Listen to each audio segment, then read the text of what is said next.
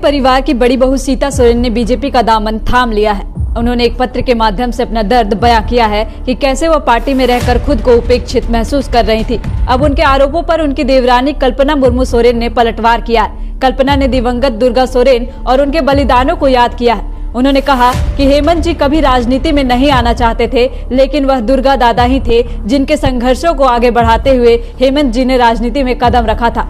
हेमंत जी के लिए दुर्गा दा सिर्फ बड़े भाई पिता के समान थे। 2006 में मैं जब ब्याह के बाद इस बलिदानी परिवार का हिस्सा बनी तो मैंने हेमंत जी का अपने बड़े भाई के प्रति आदर और समर्पण देखा। मैंने दुर्गा दा का हेमंत जी के प्रति प्यार देखा। दुर्गा दादा की असामयिक मृत्यु और आदरणीय बाबा के स्वास्थ्य को देखते हुए हेमंत जी को राजनीति में आना पड़ा। हेमंत जी ने राजनीति को नहीं चुना, बल्कि राजनीति ने हेमंत जी को चुन लिया।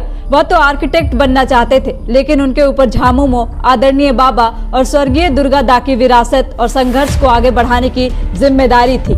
कल्पना यही नहीं रुकी। उन्होंने आगे यह भी कहा कि झारखंड मुक्ति मोर्चा का जन्म समाजवाद और वामपंथी विचारधारा के समन्वय से हुआ है। झामुमो आज झारखंड में आदिवासियों, दलितों, पिछड़ों और अल्पसंख्यकों समेत गरीबों, वंचितों और शोषितों की विश्वसनीय आवाज बनकर आगे बढ़ रहा है। आदरणीय बाबा और स्वर्गीय दुर्गा दा के संघर्षों और जो लड़ाई उन्होंने पूंजीपतियों, सामंतवादियों के खिलाफ लड़ी थी, उन्हीं ताकतों से लड़ते हुए आज हेमंत जी जेल चले गए। वे झुके नहीं, उन्होंने एक झारखंडी की तरह रास्ता चुना। वैसे भी हमारे आदिवासी समाज ने कभी पीठ दिखाकर समझौता कर आगे बढ़ना नहीं सिखाया। झारखंडी के डीएनए में ही नहीं है झुक जाना। आपको मालूम हो कि सोरेन परिवार की बड़ी बहू सीता सोरेन ने 19 मार्च को परिवार और जेएमएम पर उपेक्षा का आरोप लगाकर पार्टी से इस्तीफा दे दिया। इतना ही नहीं, इस्तीफे के बाद सीता सोरेन ने बीजेपी का दामन थाम लिया। सीता सोरेन ने मंगलवार को पत्र में साफ साफ लिखा है कि वह उपेक्षा का शिकार हो रही थी। उन्होंने बताया कि मेरे स्वर्गीय पति दुर्गा सोरेन, जो कि झारखंड आंदोलन के अग्रणी योद्धा